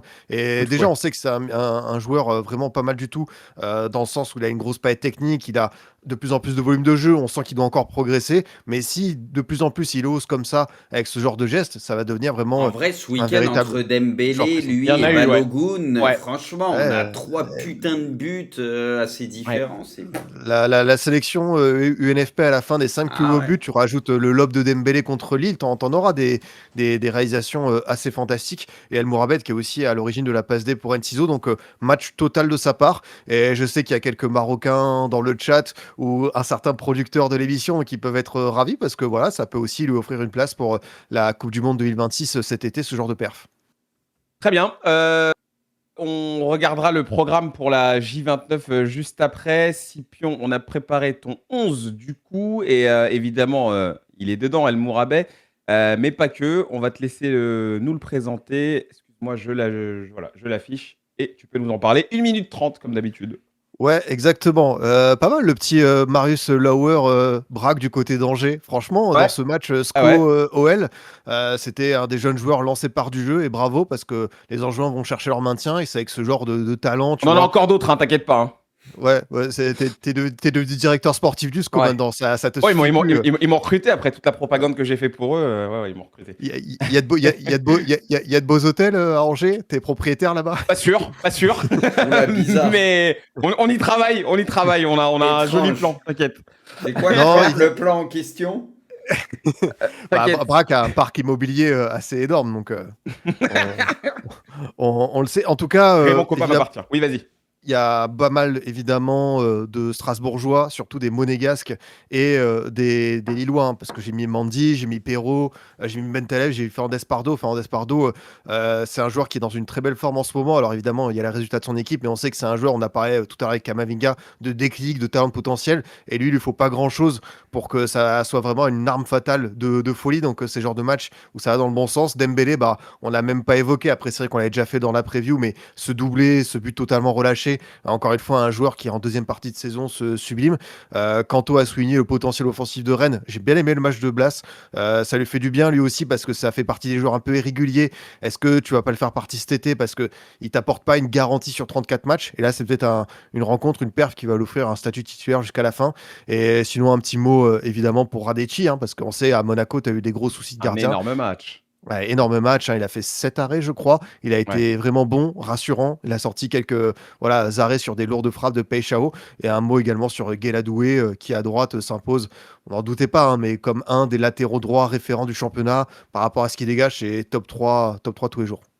Magnifique, magnifique. Merci beaucoup, Pips, pour ce 11. On va regarder juste le programme hein, pour la prochaine journée, repérer un petit peu les matchs. Évidemment, vous l'avez compris, ce lance PSG n'aura pas lieu sur cette semaine-là. Vous le savez, on aura un Lyon-Lorient. On n'a même pas parlé de Lyon aujourd'hui, mais évidemment, Lyon a encore une fois calé. Un Rennes-Angers. Marseille affrontera Metz. On verra hein, si ce sera un adversaire peut-être un petit peu mieux taillé pour l'OM. Je plaisante, bien entendu. Toulouse-Lille aussi. Et ce Brest-Strasbourg. On va maintenant se mettre en mode Champions League, les gars, si vous le voulez bien, pour prendre 5 minutes pour parler de Liverpool qui va affronter, vous le savez, le PSG. J'en profite pour vous rappeler, vous qui nous regardez, qu'on sera là jeudi pour une émission en plateau. Donc, on a déplacé l'émission d'aujourd'hui à jeudi. Et on va faire voilà, un gros débrief justement de ces quarts de finale. Allez, on va parler de Liverpool. Pourquoi? Parce qu'il y a eu cette énorme défaite. Énorme défaite contre Manchester City en Cup. Un Liverpool quasi méconnaissable cette fois-ci. On savait que c'était déjà très compliqué cette saison, mais là, en prendre 4 quand même, ça marque. C'est quand même assez ouf. Et un petit mot aussi sur ce match à venir. Est-ce que vous sentez que ça peut être une bonne nouvelle justement d'avoir un Liverpool aussi faible à l'orée de cette rencontre? On va commencer avec toi, Kanto. En quelques mots, les gars, hein, pas forcément besoin de faire de gros débats, mais est-ce que vous pensez que c'est une bonne nouvelle là, ce qui vient de se passer? Ouais, bah c'est toujours une bonne chose que de jouer une équipe qui est un petit peu en position de bête blessée sur une mauvaise dynamique que de jouer une équipe qui est en grande forme. Si on prend Liverpool en championnat, c'est compliqué. Ils ont fait 2 défaites et un nul sur les 3 dernières journées. T'as eu un Liverpool qui s'est fait bouger aussi en FA Cup contre City. Donc non, c'est une bonne nouvelle évidemment pour Liverpool, bonne nouvelle pour le Paris Saint-Germain que de voir un Liverpool plus faible, un Mo Salah qui a du mal à être encore le Mo Salah d'antan, un Virgil van Dijk qui a pris une tempête et qui prend tempête sur tempête en ce moment.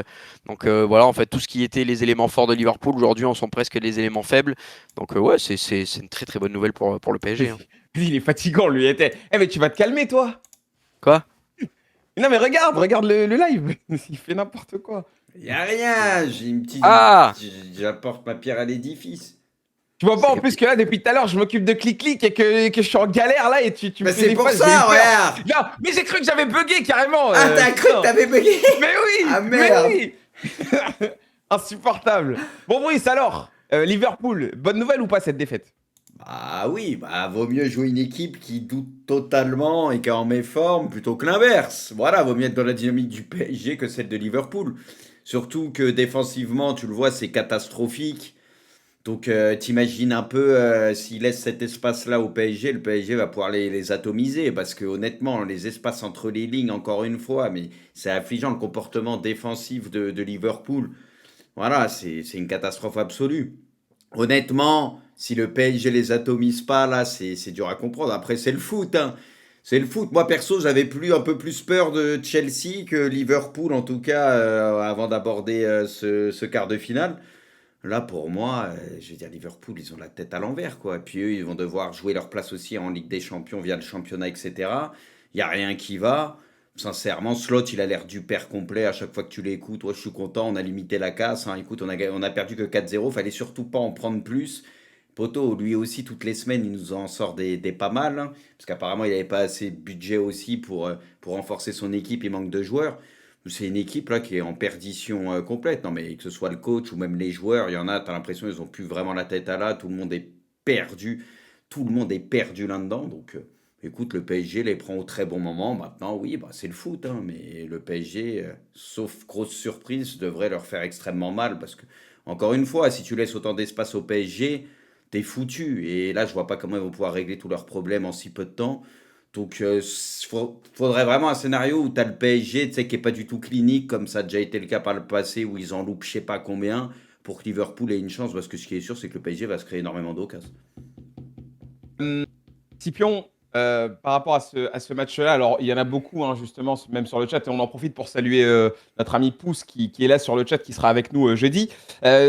Il y en a beaucoup qui disent ouais, attention à la bête blessée, ça c'est le genre de match où justement personne te voit venir, mais tu vas venir quand même. Moi, je vais te dire la vérité, et en tant même que supporter du PSG, franchement, quand je vois ce Liverpool, quand je vois l'état de cette équipe et quand je vois aussi l'attitude des joueurs sur le terrain dans ce match de Cup, franchement, les mecs, il n'y a pas d'envie. Hein. Je peux même faire une sorte de petit parallèle avec l'OM. Il n'y a pas cette envie de rédemption, cette envie, en tout cas, d'essayer de revenir dans la rencontre. Quelque part, on a absolument tous les éléments qui semblent nous dire que, franchement, Liverpool ne sera pas au niveau face au Paris Saint-Germain. Enfin, je vois pas comment en 3-4 jours comme ça peut changer. Bah, justement, on se méfie toujours parce qu'on parle, on analyse un sport qui Ah, mais est j'ai pas envie. tellement particulier.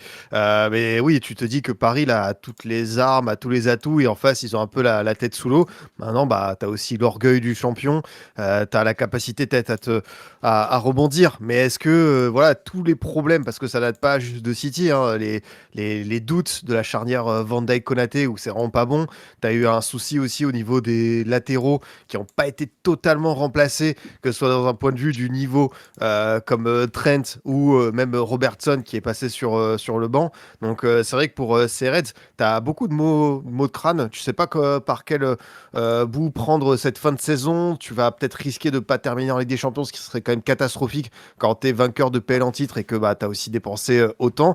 Maintenant, bah, ça signifie aussi, je pense, la fin d'Arne Slot. Hein, très clairement, quand on voit toutes ces déclarations. Alors, il a été menacé à l'automne. Il avait su voilà, rebondir, qualifier l'équipe, tout ça. Mais là, on se rend compte que ça plonge de plus en plus et il n'arrive pas à trouver le remède pour un petit peu endiguer l'hémorragie. Maintenant, on sait que l'an dernier, ils avaient fait un match de bandits, ils s'étaient imposé 1-0, mais tu avais Alisson qui là ne sera pas là, qui a fait un match héroïque. Donc je suis super intrigué de savoir comment les Reds vont réagir, avec quelle stratégie ils vont arriver au parc. Est-ce qu'ils vont mettre le bus entre guillemets comme l'an passé, ou est-ce qu'ils vont se dire avec notre défense on peut pas mettre le bus cette saison, on n'a pas ces certitudes là, donc autant jouer sur nos rares forces, à Ekitike, un Sobozai, essayer d'aller mettre le doute sur certains joueurs. On a vu Safodov faire des petites erreurs contre Toulouse, mais est-ce qu'ils en ont la capacité, comme je te dis, par rapport à tout ce qu'on ressent dans ce vestiaire, dans cet environnement, à se mettre un petit peu au diapason de la Ligue des Champions?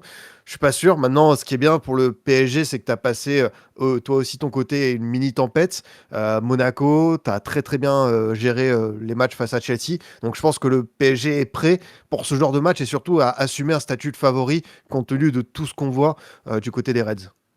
Alors, très bien, on va attendre tranquillement et sagement mercredi pour en savoir un petit peu plus et donc débriefer ça jeudi. Messieurs, on fait un petit point sur le Pronogate. Comme toujours, on a pareil une sorte de spéciale Ligue des Champions pour le Pronogate de cette semaine. On va regarder le classement comme d'habitude, voir ce qu'il en est. Mais je pense que de toute façon, samedi, vous avez déjà fait un petit point Oui, dessus. exact. Hein. Ah, tu peux vite Bruce, noter, Bruce et Scipion restent les très mauvais élèves, bien sûr, de cette saison. Les ânes, est-ce qu'on peut dire les ânes? Les ânes, oui. Vous pouvez, Très vous clairement, pouvez. on peut le dire, ça va mal. Mais bon, pas terminé, on ne sait jamais. Il suffit de passer 2 cotes à 3 et à plus de 5, pardon, et tu peux être plutôt pas mal. Pour les buteurs cette semaine, les amis, c'est très simple. On part sur ce PSG Liverpool. Donc on revient dessus. On va voir quels ont été vos choix. Alors, c'est pas ça, excusez-moi, je suis sur mon petit clic qui ne veut Oui, pas s'afficher. Voilà, c'était sûr. Voilà, il faut que j'enlève l'autre. Bien C'est bon, entendu. t'inquiète, c'est bon, c'est bon. Alors, vous avez tous choisi Kvaratskhelia sauf Zal et moi-même. Zal part sur Dembélé. Je propose Nuno Mendes qui avait une cote à plus de 5. Mais sinon, Bruce, gros match pour Kvara. Hein. Kvara, là, il décès. En ce moment, il est bien. Là, c'est un match où il va y avoir des espaces. C'est sa fameuse spéciale où il peut rentrer sur son pied. Il en aura quelques-unes. Donc, je le sens plutôt bien pour Kvara. J'ai l'impression que je n'étais pas le seul. Très bien, très bien. Et sur le chat, Poineau, tu nous diras. Ah oui, j'en profite pour vous dire que Poineau est avec nous cette semaine. Hein. Il est avec nous en renfort. Donc, pour ceux qui avaient perdu un petit peu sa trace, il est là. Poineau is back. Poineau is back, ouais. Poineau, il se totally La braque. coupe. Le soleil marocain. Je crois que le chat avait choisi Dembélé, hein, il me semble. Vamos. Donc, je pense que le chat va marcher tranquillement avec l'ami Zaldinho. Pour le My Match, cette semaine, on part sur, messieurs, le Real Bayern. Très, très, très gros match. Très gros match. Attention. À venir. Oui, Kanto.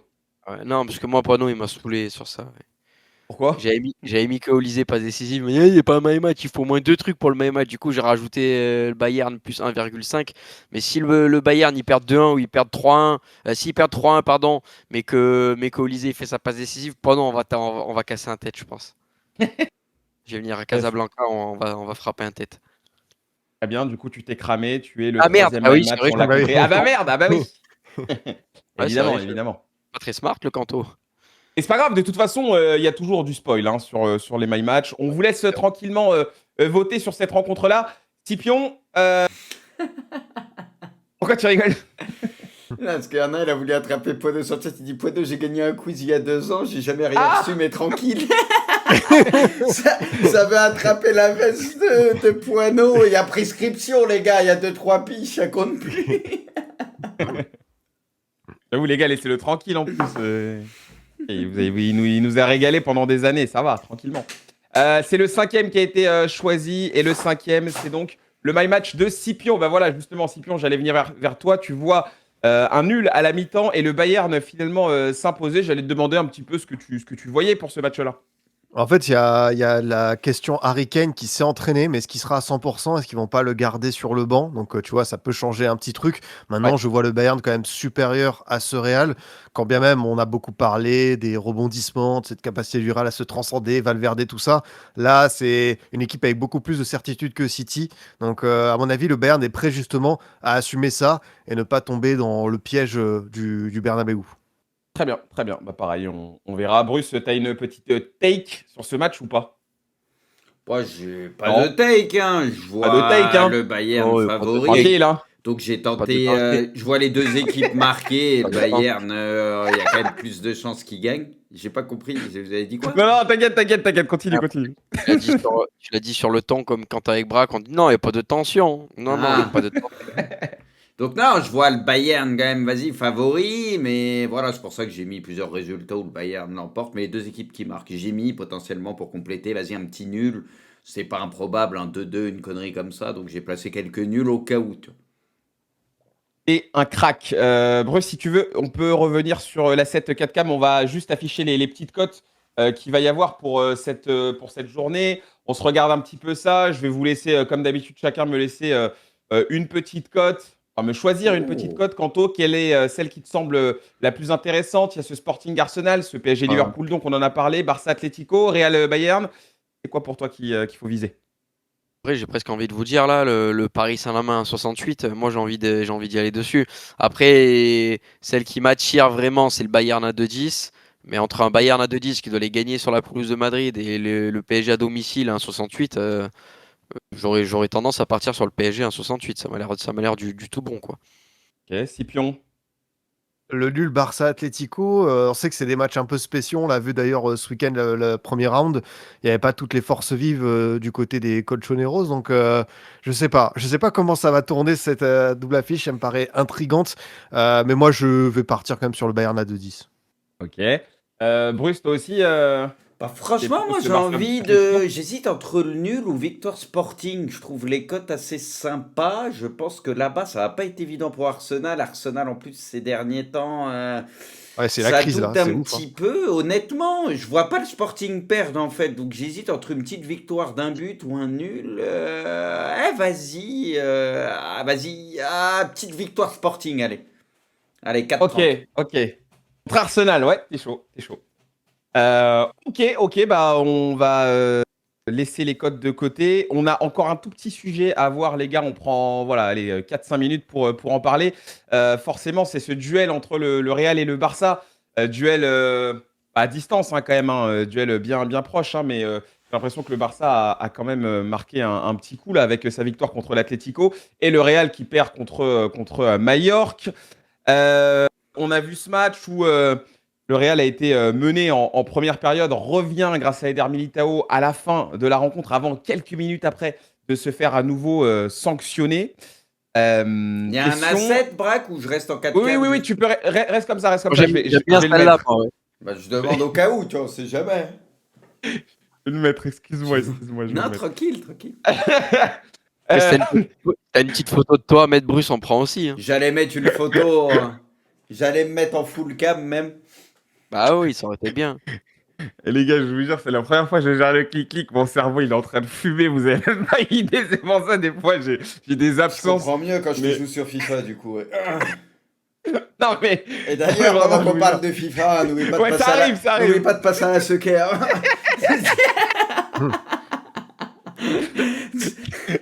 Gamin, mais ça arrive. J'ai- Juste, attends juste la fin du mois. Oh, Braque. Un d'autre. Braque, il veut pas toucher à son oseille, c'est juste sur les intérêts, tu sais, pour comme ça, il se dit, c'est les intérêts, tu vois. Oui. Si on reparlait de l'émission, du coup, Scipion, est-ce que c'est fini pour le Real? Bah, 7 points à ce moment de la saison et par rapport à différentes tournures, ça peut quand même représenter une forme de chaos. Surtout, tu savais que tu allais à Majorque, équipe qui était plutôt dans le rouge, mais les sueurs de Liga le savent. Dans ces petites équipes-là, entre guillemets, tu as des tueurs. Tu as Vedat Murici, tu as du Iago Aspas, tu as du Borja Iglesias, tu as du Ante Budimir. Et ils ont subi la malédiction, surtout qu'ils avaient égalisé par Militao. Après, voilà, pour avoir regardé un petit peu le match, c'est finalement ce Real d'Arbeloa qui rentre un petit peu dans le rang, qui n'arrive pas à se sublimer comme certains matchs, on a pu le voir en Ligue des Champions ou même à des moments en Liga. Et en face, bah évidemment, même si l'Atlético avait reposé quelques cadres en vue de la LDC, le Barça a fait le job dans ce qui pouvait représenter, tu vois, un des derniers matchs pièges à fort enjeu. En plus, il y avait beaucoup de tensions autour, sur le terrain, en tribune. Donc, c'était pas évident pour le Barça de s'en sortir. Mais ouais, là, pour le Real, ça va peut-être être compliqué, même si t'as encore un Classico, non? C'est ça? Oui, absolument. Il y a un Classico qui arrive. Ce sera en mai. Prochain sera le 10 mai. Et d'ailleurs, le Ok, Barça pourra potentiellement célébrer le titre à ce moment-là contre le Real. Ça ferait tâche quand même Oui, pour le Real. s'ils maintiennent leur avance de 7 buts. Info instant foot. Un faux instant fou. J'ai vu passer sur Instant Foot tout à l'heure, donc voilà, je donne mes sources.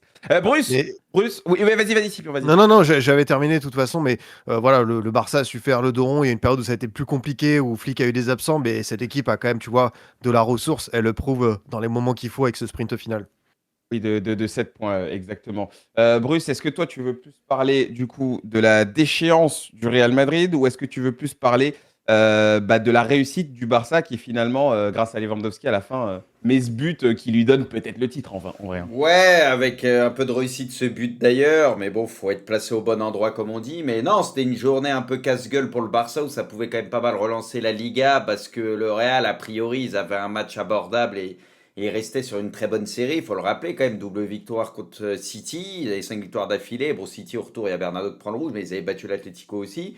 Il s'était passé des choses. Bon, bah après la trêve, malheureusement, hein, ça repart pas très bien pour le Real. Donc, écoute, ils ont complètement laissé passer leur chance. Bouriki les a sanctionnés à la fin. Et pour moi, à partir de là, ça avait enlevé un petit peu de pression pour le Barça parce que tu jouais l'Atlético. Mais là, tu te dis, bah, limite, tu as tout à gagner. C'est ce qui s'est passé. Puis en plus, la corruption, ce jour-là, était plus du côté du Barça plutôt que du Real. Hein. Donc, écoute, ça les a un petit peu aidés, le Barça. Les Barcelonais de C'est vrai. Picardie vont nous parler des règles, etc. Mais les gars, non, ça va pas dans le sens du jeu, là, faut le dire. Si ça avait été contre le Real ou pour le Real, les Barcelonais auraient dit au machin, ils auraient pas parlé des règles ou je sais pas quoi. Normalement, la VAR est pas censée intervenir là-dessus. Le rouge aurait pu être maintenu, les gars, faut dire les choses comme elles le sont. Mais voilà, bon, écoute, là, ça a profité au Barça et eux, ils ont su fructifier ça avec ce but à la fin. Et Cancelo aussi, c'est vrai que Cancelo fait quand même pas mal de bien ces derniers temps au Barça. Fort ce qu'il a fait. Ça, faut quand même le Mais bon. souligner. Moi, perso, je pensais qu'il allait juste servir dans la rotation à certains moments, mais pas beaucoup plus que ça. Et honnêtement, tu te rends compte que Cancelo va avoir beaucoup plus d'importance sur la fin de saison du Barça que prévu peut-être. Donc ça, c'est Après, un Cancelo, c'est vraiment quand il veut. Hein. après, Vraiment. il aime bien le Barça, il l'a fait comprendre plusieurs fois. Donc, écoute, en tout cas, c'est pas que ça sort de nulle part, mais c'est important pour le Barça et on va voir jusqu'où ça tient maintenant. On a un avant-goût de la double confrontation qui va arriver en sachant que l'Atlético, il n'y a pas d'histoire de titre et tout. Ils ont sécurisé le podium et ça s'arrête là. Eux, l'important pour eux, c'est la double confrontation en Ligue des Champions. Ça nous promet pas mal de choses et je pense que c'est pas fini cette histoire. Et attention, attention à Ouais. l'Atlético, cette double confrontation. Moi, je dis qu'ils ont un bon petit coup à jouer contre le Barça quand même. Voilà, parce que la priorité, ça reste ça pour eux. Mais en tout cas, le Barça, eux, ils ont déjà quasi sécurisé. Pour moi, c'est déjà fait. Hein, mais on va attendre que ça se concrétise au classement définitivement. Mais c'est déjà quasi fait pour le titre. Et c'était quelque chose d'important pour eux avant d'entamer justement le rush final en Ligue des Champions aussi. Surtout que le Real restait à portée de fusil. Donc voilà, écoute, c'était une belle journée pour les Barcelonais de Picardie et de Franche-Comté. C'est vrai qu'on va entrer, enfin on est même entré dans cette trilogie Barça-Atlético là, avec les deux matchs de Ligue des Champions de quart qui vont arriver. Quant au notre spécialiste arbitrage, il en pense quoi de ce rouge pas rouge là? Il en pense quoi? Ouais, il a pas vu, donc il va pas pouvoir en parler. Ah dommage, je pensais que t'aurais vu. Je pensais que Non, t'aurais vu. non, Ah malheureusement. ok. points. Pion, Ouais. abusé ou pas? Bah, en fait, je pensais pas citer cet exemple, mais c'est vrai sur le Metz-Nantes, le tacle de Tati. Laisse-moi tranquille, Pipion. Mais non, mais je vais donner raison. Pour moi, ça méritait. Enfin, ça peut. Oui. Il s'engage bien, Mais quand tu regardes que lui, ça fait rouge et Martin, on lui retire, enfin, pour moi, il y a une action qui est beaucoup plus dangereuse. Ah oui, c'est bon, Enfin, j'ai vu tu la vois. photo. Pardon. Donc, tu vois, Mais bon. j'avoue que quand il allait voir la VAR, ça m'a étonné. Ouais. Ok. Qu'est-ce que j'allais dire avant la fin? Ah oui, je voulais juste rajouter un truc par rapport à ce match-là. Eh, les gars, le nombre de push-cass qu'on aurait pu avoir en vrai, avec toutes les actions d'Yamal, le but que Griezmann il met pas après les 3 feintes qu'il met dans la surface, l'action aussi d'Yamal qui se balade, qui rentre et qui tire intérieur. Franchement, Cancelo qui, s'il marque, pareil, c'est un but de fou. Franchement, il a failli avoir 40 buts de l'année dans ce match. Je ne sais pas ce que vous en avez pensé, mais je trouve Sur qu'en termes Yamal, de buts, il y aurait pu avoir des buts vraiment de fou. Vraiment. l'action Yamal, le petit pont et la passe extérieure, c'est fantastique. Hein. Ah ouais, non. Je viens de voir Lorden, le truc. Alors Tu veux y moi, répondre? ouais, habituellement, sur ce genre d'action, moi, j'ai toujours un petit peu de mal quand un joueur, après une passe ou après un tir, que c'est dans la suite du mouvement et que malheureusement, il y a une cheville qui vient, un tibia qui vient, j'ai toujours du mal à sanctionner le joueur parce qu'il n'y a pas la volonté. Mais là, clairement, on voit que Martin, il continue son geste pour faire mal. Enfin, je veux dire, là, c'est pas dans la continuité de sa passe, c'est dans la continuité il voit qu'il va y avoir contact avec la jambe et il s'appuie clairement dessus pour essayer de faire mal. Enfin, moi, je l'interprète comme ça. Après, des fois, il y a des mouvements maladroits où dans la continuité, tu viens d'avoir ce geste-là et quand les joueurs prennent des rouges, je trouve ça un petit peu malheureux, tu vois. Mais là pour moi, c'est clairement rouge. Je veux dire, on voit qu'il y a volonté de s'engager, il y a volonté de faire mal. En fait, ce qui est fou, c'est que la VAR, normalement, elle est censée intervenir pour une erreur manifeste. Alors après, les règles, on peut les discuter. Et du coup, Ça a été quoi la décision de terrain? rouge. Rouge direct. Et la et après, VAR intervient et il se déjuge. C'est ça qui est ouf. Normalement, Et la derrière. VAR, elle doit jamais Jaune. intervenir. Et voilà. Enfin, c'est pas plus compliqué que ça. Enfin, ça me paraît logique, mais bon. Voilà. Ok, c'est une dinguerie. Du coup, si après VAR, ils ont enlevé. Alors, ils ont eu probablement mon raisonnement où quand c'est sur une passe ou sur un tir dans la continuité du geste, c'est malheureux d'avoir ce genre de truc. Mais là, pour moi, on voit bien que Martin, il continue le geste pour aller vers le tibia. Il continue pas le geste machinalement pour terminer son geste. Hein. Il y va. Il se retient pas du tout. L'autre, Ouais, il ouais. arrive, il était jambes en avant. Enfin, je sais De pas. toute façon, geste pas maîtrisé, même ça veut dire ouf. ce que ça veut Même dire. ouf. C'est dans Ah le oui, foot, quand c'est pas même. parce que tu prends le Quand ballon même. que derrière tu peux casser la jambe du gars, entre guillemets. Geste maîtrisé ou pas maîtrisé, terminé. Là, ça reste dangereux, voilà. Ah, c'est chaud, c'est dangereux. Pour moi, c'est pas plus compliqué que ça, en fait. Ouais. Mais surtout que ce qui est drôle, c'est que si jamais la VAR n'était pas intervenue, mais personne n'aurait parlé. C'est ça qui est ouf en vrai. C'est qu'en fait, c'est le fait que la VAR intervienne. On en voit le Il fa- week-end. Voilà, qui fasse qu'on a des gens qui essayent de réécrire un peu l'histoire ou d'aller gratter des règles ou je sais pas quoi. Mais les Mais gars, c'est parce que c'est quand ça l'arbitre arrange il met par rouge, ça rapport doit à... s'arrêter là. C'est doit quand s'arrêter ça là. arrange par rapport au club que tu supportes. Tu vas pas parler Oui. des règles. Là, tu vas mettre en avant les règles pour machin. Alors que si c'est arrivé pour l'autre club, les règles, t'aurais dit c'est honteux, c'est machin, c'est tout. Bah oui, bien sûr. Là, que faut, oui. faut Oui. se battre contre ça, peu importe qui tu supportes, qui ça arrange que tu veux. Faut être honnête, au moins savoir le reconnaître. C'est relou à chaque fois. On a vu des trucs moins pires que ça prendre rouge. Là, ça déjuge ça. Je veux dire, il y a zéro cohérence. C'est encore une fois. En face, heureusement qu'il a mangé des Danonino. Hein. Parce Ah. que s'il n'y avait pas assez de calcium, là, la cheville et le tibia, ils pétaient. Hein. Le petit pot Ah, y des a os moyen. costauds a été efficace, là. Il y a moyen.